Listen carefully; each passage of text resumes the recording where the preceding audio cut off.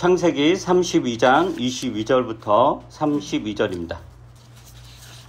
창세기 32장 22절부터 32절. 제가 읽겠습니다. 그 밤에 야곱은 일어나서 두 아내와 두 여종과 11 아들을 데리고 야복 나루를 건넜다. 야곱은 이렇게 식구들을 인도하여 개울을 건너보내고 자기에게 딸린 모든 소유도 건너보내고 난 다음에 뒤에 홀로 남았는데 어떤 이가 나타나 야곱을 붙잡고 동이 틀 때까지 씨름을 하였다. 그는 도저히 야곱을 이길 수 없다는 것을 알고서 야곱의 엉덩이뼈를 쳤다. 야곱은 그와 씨름을 하다가 엉덩이뼈를 다쳤다. 그가 날이 새려고 하니 놓아달라고 하였지만 야곱은 자기에게 축복해 주지 않으면 보내지 않겠다고 떼를 썼다. 그가 야곱에게 물었다. 너의 이름이 무엇이냐? 야곱이 대답하였다. 야곱입니다. 그 사람이 말하였다. 네가 하나님과도 겨루어 이겼고 사람과도 겨루어 이겼으니 이제 네 이름은 야곱이 아니라 이스라엘이다.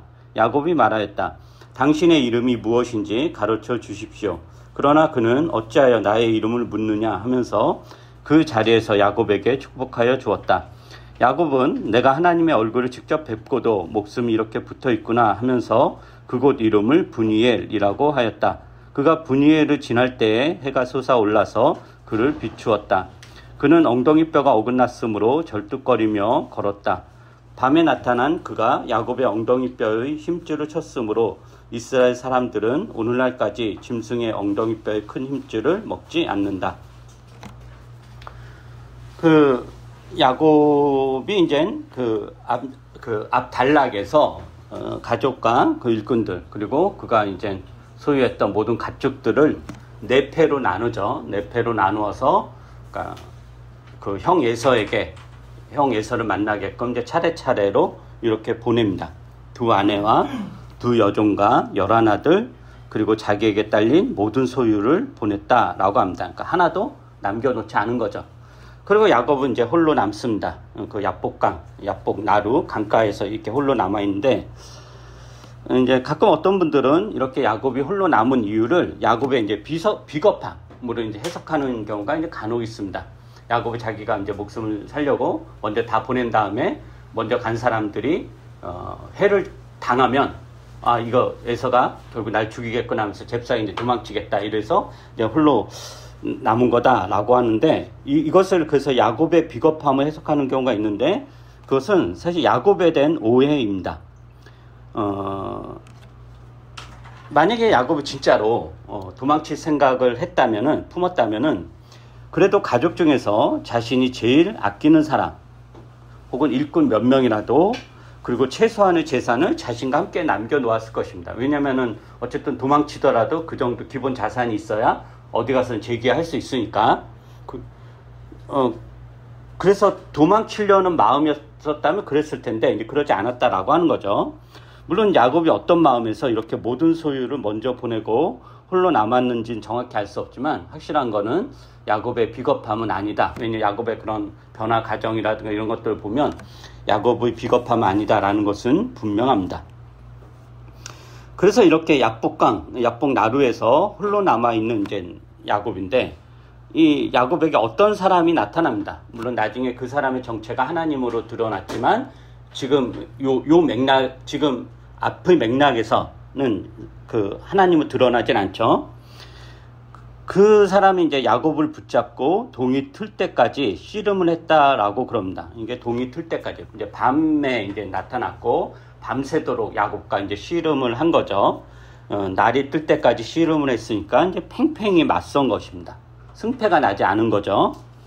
그러자 이제 그 사람이 자신이 도저히 야곱을 이길 수 없다라는 것을 알고서 반칙을 합니다. 어떤 반칙을 하냐면은 야곱의 엉덩이뼈를 이제 친 거죠. 그러니까 엉덩이뼈를 치고 얼마나 아프고 또 뭐 힘들었겠어요.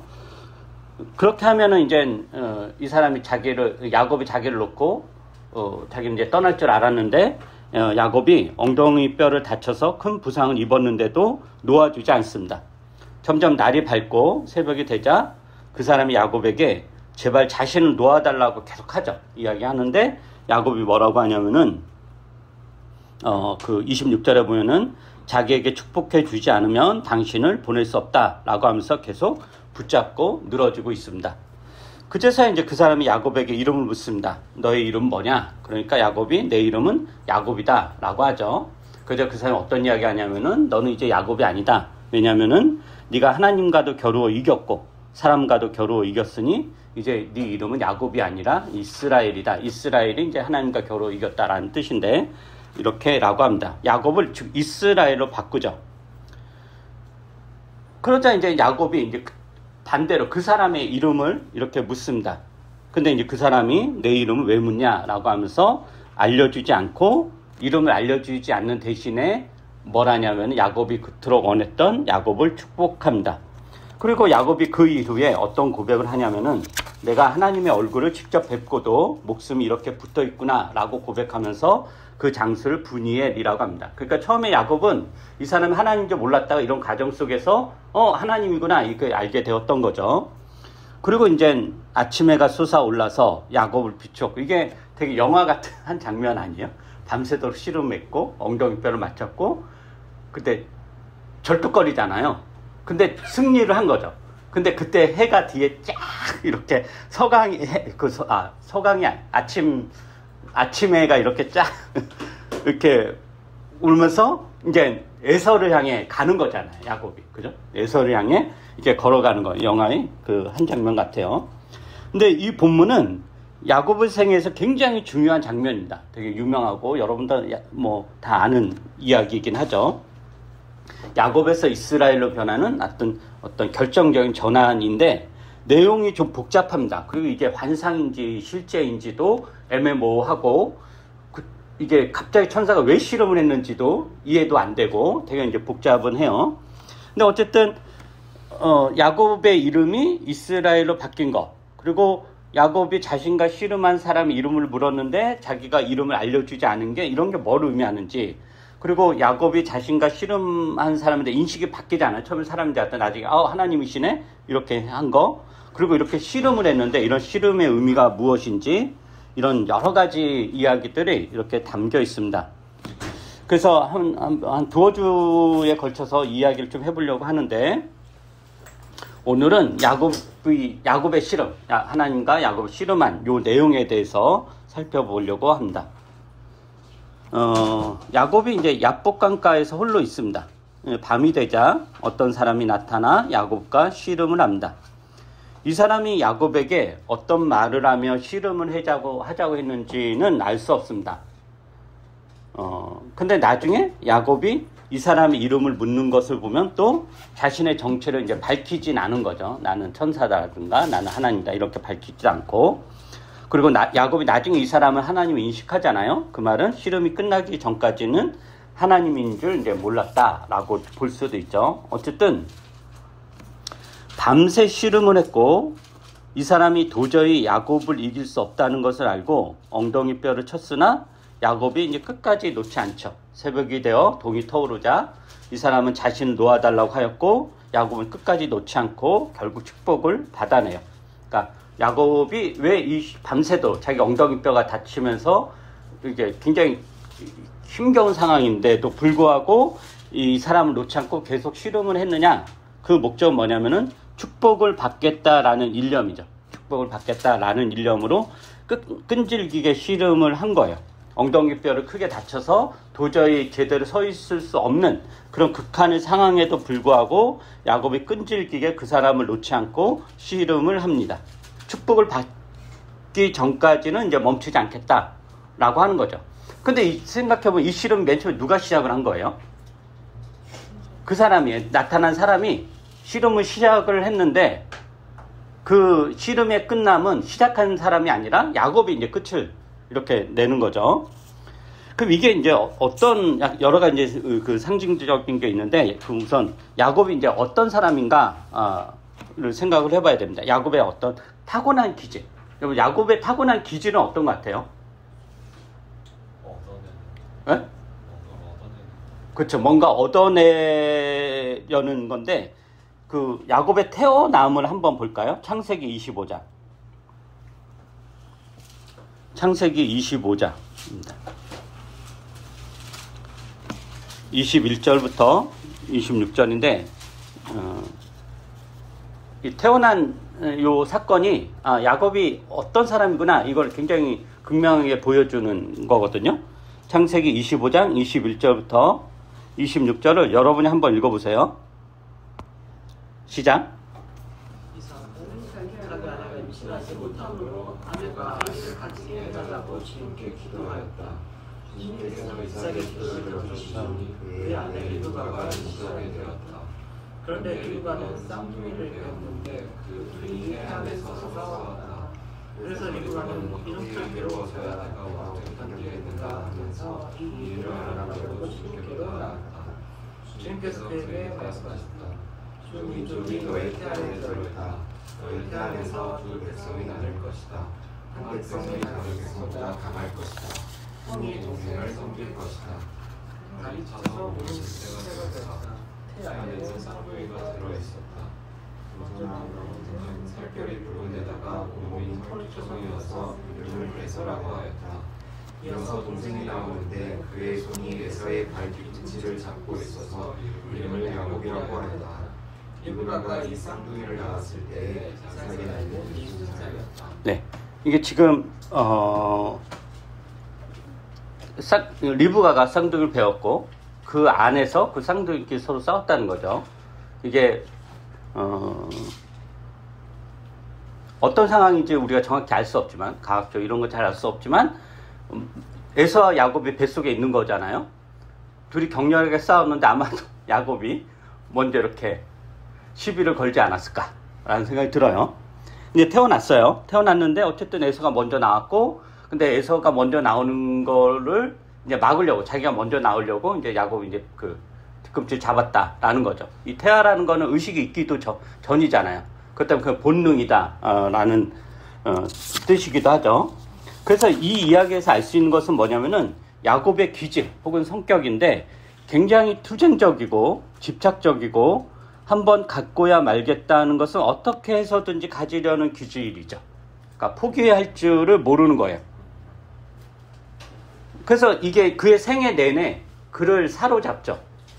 사냥을 하고 와서 에서가 사냥을 하고 와서 배가 무척 고팠는데 그 에서의 약점을 잡고 그것을 이용해서 야곱이 장자권을 이제 넘겨봤죠. 그리고 위험을 무릅쓰고 아버지 이삭을 속이고 형 에서가 받아야 될 축복을 가로채죠. 포기할 줄 모른다는 거예요. 그 라반의 집에서도 원래는 그 라헬과 결혼하려고 했는데 그 라반이 속여가지고 그 라헬의 언니 레아 결혼하게 되었고, 근데 또 그걸 위해서 7년을 일하잖아요. 또 7년을 일하고 굉장히 이제 끈질긴, 그러니까 얻고자 하는 것을 어떻게 해서든지 얻으려고 하는 것 같습니다. 근데 이제 이런 야곱이 형 에서의 이제 살해 위협을 피해서 바담 아람으로 피신을 하고 삼촌 라반의 집에서 이제 20년 뼈 빠지게 이제 고생하면서 일을 하고 결국 그걸 통해서 두 명의 아내와 두 명의 여종을 통해서 11명의 아들을 얻고 또 수많은 재산을 일구고, 그리고 이제 더 이상 내가 삼촌 집에서 살 수 없다 해가지고 이제 장인 집에서 살 수 없다 그래가지고 독립하기 위해서 가족들과 일군 재산을 가지고 이제 몰래 야반도주를 하죠. 그리고 그것을 알고 라반이 추적을 하고, 그러니까 이런 어떤 야곱의 그런 일생, 이런 과정 곳곳에 또 하나님과 만남이 있었죠. 이전까지 그냥 아버지 이삭을 통해서, 리브가를 통해서만 이제 하나님에 대한 이야기를 들었는데 야곱이 직접 하나님을 만나고 경험을 해요.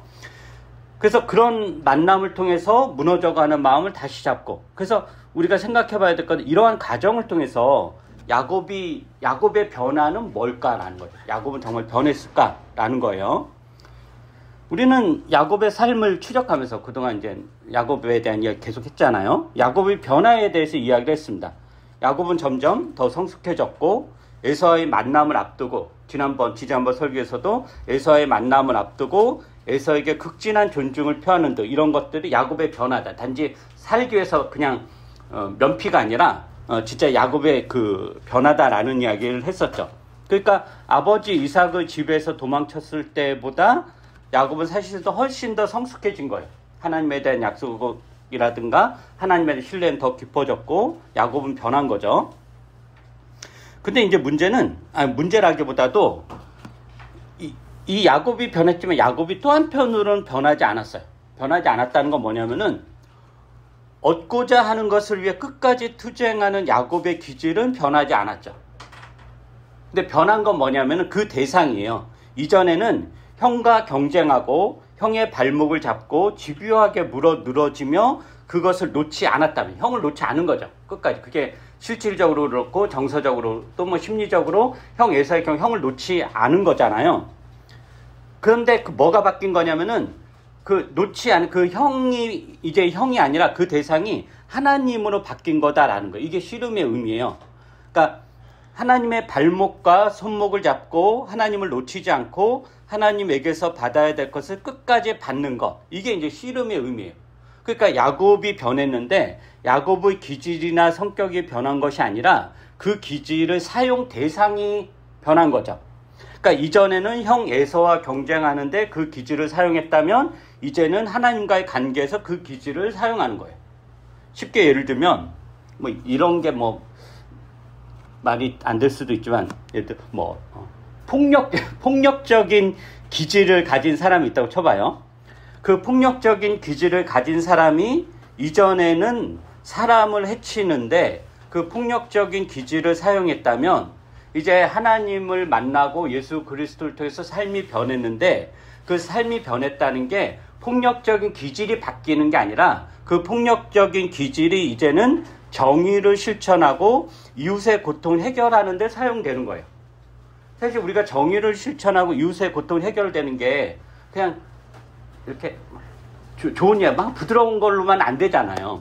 투쟁해야 되고 싸워야 되고 머리채 잡아야 되고 이 폭력적인 기질이 팍 폭발을 해야 되거든요. 그런 게 없으면 안 되죠.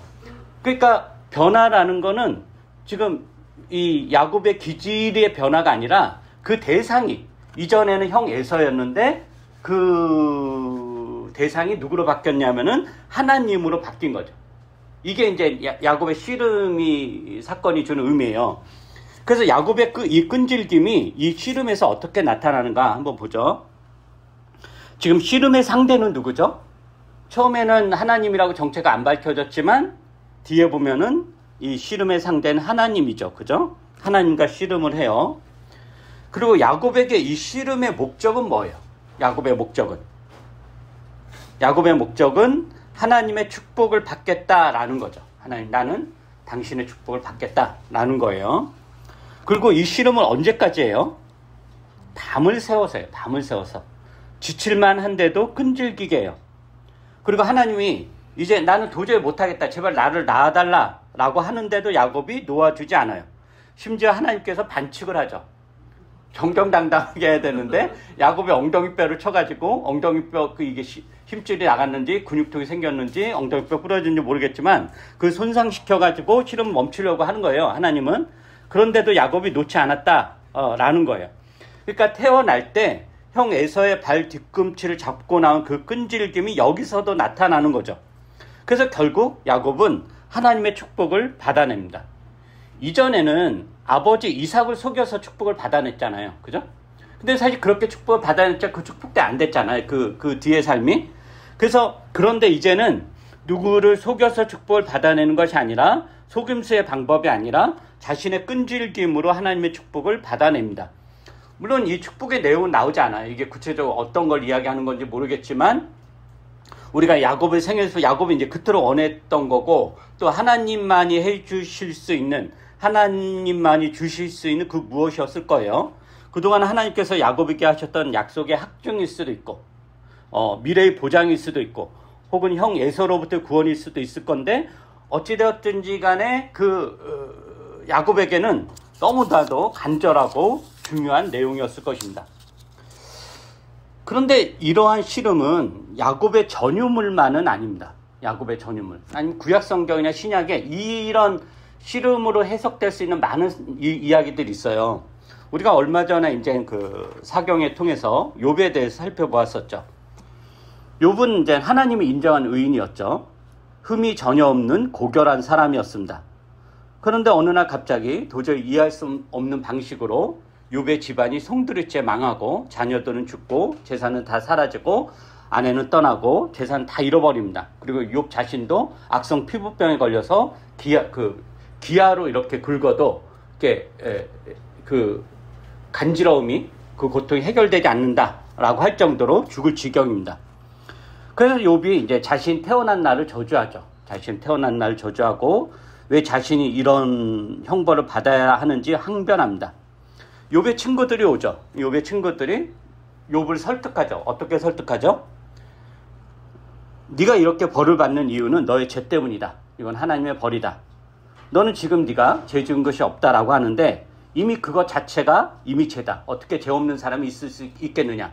죄 없다고 하는 것 자체가 죄다. 이렇게 말도 안 되는 이야기를 하고 또 네가 알지 못하는 죄가 있을 것이다.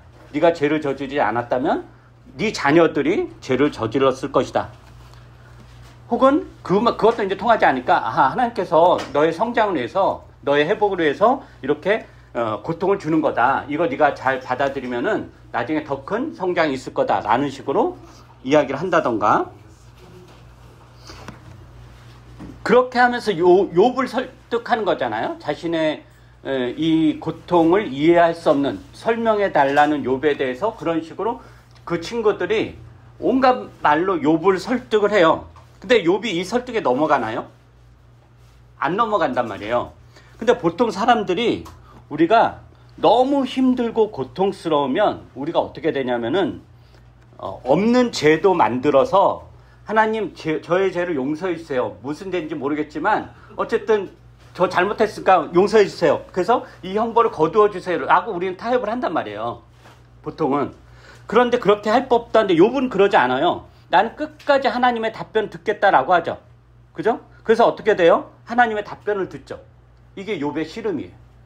야곱이 했던 것처럼. 자, 아브라함도 생각을 해보세요. 아브라함은 어땠냐면은 하나님께서 이제 아브라함에게 나타나서 소돔의 죄악이 너무도 커서 내가 거기를 싹 멸절시켜야 되겠다라고 아브라함에게 사전 고지를 해요. 그때 아브라함이 어떻게 하냐? 하나님 옳습니다. 하나님이 하시는 일 다 옳습니다. 마음대로 하십시오. 다 죽이세요. 이렇게 하지 않아요. 뭐라고 하냐면은 아브라함도 하나님과 씨름을 해요.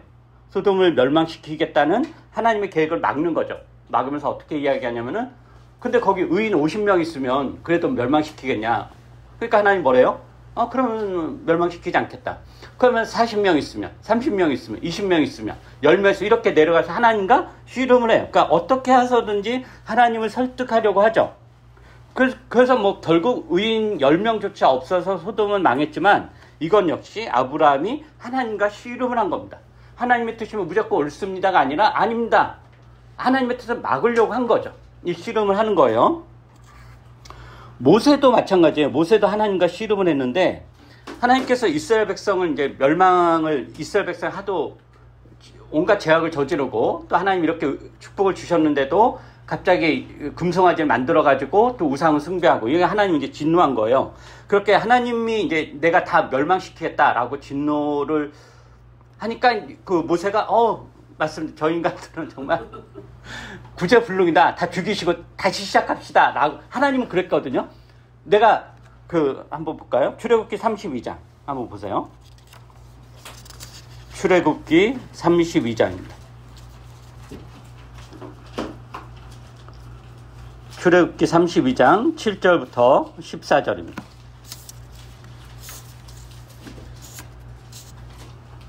제가 읽어보죠. 출애굽기 32장 7절부터 14절. 주님께서 모세에게 말씀하셨다. 어서 내려가 보아라. 네가 이집트 땅에서 이끌어낸 너의 백성이 타락하였다. 그들은 내가 그들에게 명한 길을 이렇게 빨리 벗어나서 그들 스스로 숫송아지 모양을 만들어 놓고서 절하고 제사를 드리며 이스라엘아 이 신이 너희를 이집트 땅에서 이끌어낸 너희의 신이다 하고 외치고 있다. 주님께서 다시 말씀하셨다. 나는 이 백성을 살펴보았다. 이 얼마나 고집이 센 백성이냐. 이제 너는 나를 말리지 말아라. 내가 노하였다. 내가 그들을 쳐서 완전히 없애버리겠다. 그러나 너는 내가 큰 민족으로 만들어주겠다. 모세는 주 하나님께 외언하였다. 주님, 어찌하여 주님께서 큰 권능과 강한 손으로 이집트 땅에서 이끌어내주신 주님의 백성에게 이와 같이 노하십니까? 어찌하여 이집트 사람이 그들의 주가 자기 백성에게 재앙을 내리려고 그들을 이끌어내어 산에서 죽게 하고 땅 위에서 완전히 없애버렸구나 하고 말하게 하려 하십니까? 제발 진노를 거두시고 뜻을 돌이키시오. 주님의 백성에게서 이 재앙을 거두어 주십시오. 주님의 종 아브라함과 이삭과 이스라엘을 기억해 주십시오. 주님께서 그들에게 맹세하시며 이루시기를 내가 너희의 자손을 하늘의 별처럼 많게 하고 내가 약속한 이 모든 땅을 너희 자손에게 주어서 영원한 유산을 삼게 하겠다고 하셨습니다. 모세가 이렇게 간구하니 주님께서는 뜻을 돌이키시고 주님의 백성에게 내리시겠다던 재앙을 거두셨다. 그러니까 이스라엘 백성이 모세가 없는 틈을 타서 금송아지 등의 우상을 만들어 섬겨요. 하나님이 진노하죠. 그 이스라엘 백성은 도저히 가능성 없다. 멸절시키겠다 하면서 모세에게 뭐라고 하냐면은 나 다 쟤네들 다 없앴고 너랑 다시 시작하자. 이게 사실 우리 마음이잖아요. 그걸 싹 쓸어버리고 나만 살아서 나하고 친한 몇몇 사람 다시 시작합시다. 이게 이제 우리 마음이잖아요. 근데 하나님이 이제 그렇게 한 거죠. 그러자 모세가 애원을 해요. 주님의 재앙과 진노를 거두어 달라고 애원을 합니다. 애걸복걸을 했을 거예요. 눈물 콧물 다 흘리며 하나님을 붙잡고 간구하고 또 간구합니다. 이게 바로 뭐냐면은 하나님과의 씨름입니다. 이 씨름에서 하나님이 지죠. 모세와의 씨름에서 하나님 지자 자기 뜻을 돌이키시고 모세 말대로 하죠. 그러니까 야곱의 씨름에서 하나님이 졌던 것처럼 모세와의 씨름에서도 집니다. 그리고 이 하나님과의 씨름에서 가장 돋보이는 게 뭐냐면은 신약 성경에 나오는 예수님의 겟세마네 기도입니다. 그것도 한번 볼까요? 예수께서 십자가 죽음을 앞두고 너무도 괴로워하면서 하나님께 기도하는데 누가복음 22장입니다. 누가복음 22장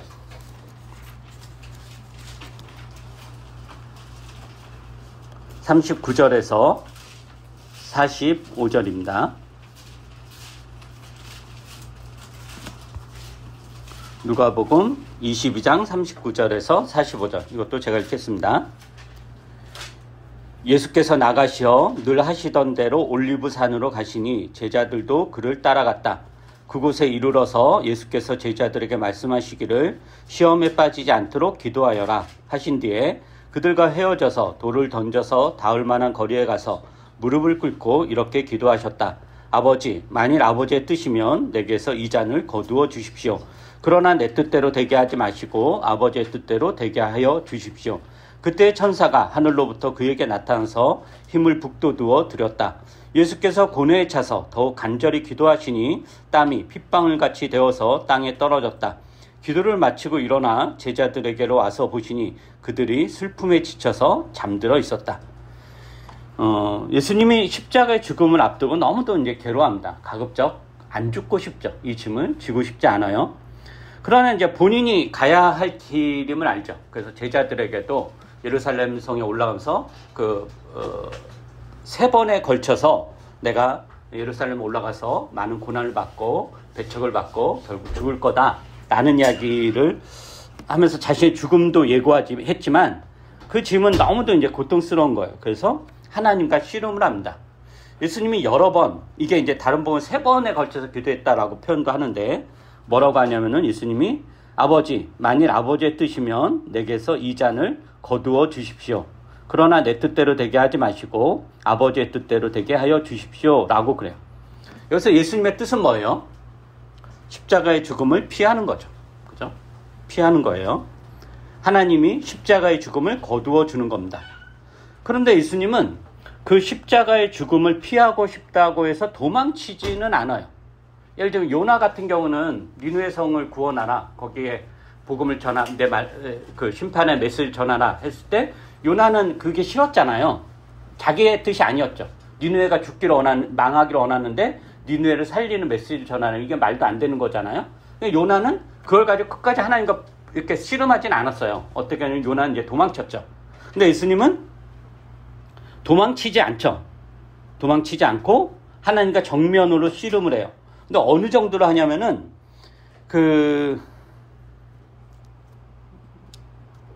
44절에 보면은, 지금 이거 누가복음 22장 44절에 보면은 예수께서 고뇌에 차서 더욱 간절히 기도하시니 어느 정도로 했냐면은 땀이 핏방울 같이 되어서 땅에 떨어졌다. 이게 되게 은유적인 표현인데 그냥 룰루랄라 거리는 이런 게 아니라 땀이 핏방울 같이 되어서 땅에 떨어질 정도로 간절히 기도했다. 즉 야곱이 새벽이 올 때까지 엉덩이뼈를 다치고서도 하나님을 놓지 않았듯이, 하나님과 씨름을 놓지 않았듯이 예수님도 그러했다라는 것입니다. 그리고 하나님의 뜻이 예수 그리스도 안에서 이루어지고 그것을 예수님이 받아들이죠. 그래서 중요한 거는 하나님과 씨름에서 하나님이 이기냐, 그 사람이 이기느냐는 중요하지 않아요. 누가 이기든지 간에 이 씨름의 과정이라는 게 중요하다라는 거예요. 근데 이제 어떤 사람들은 예수님이 이런 걸 보고 이거 아니 뭐 예수님이니까 이러는 거지 라고 할 수도 있죠. 그렇지 않다라는 거예요. 그러니까 이 순간이 얼마나 절체절명의 시간인지, 얼마나 위기의 순간인지 우리가 다 이해할 수 없지만 땀이 핏방울이 되어 떨어질 정도의 고통의 시간입니다. 야곱이 그러했던 것처럼, 욥이 그러했던 것처럼, 모세가 그러했던 것처럼 이 고통 앞에서 도망치지 않고 씨름을 합니다. 그리고 예수님이 기도에 대해서, 복음서에서 기도에 대해서 이렇게 가르쳐요. 마지막으로 누가복음 하나 볼까요? 누가복음 11장. 누가복음 11장입니다. 누가복음 11장 5절에서 13절. 이것도 제가 한번 읽어보겠습니다. 누가복음 11장 5절부터 13절.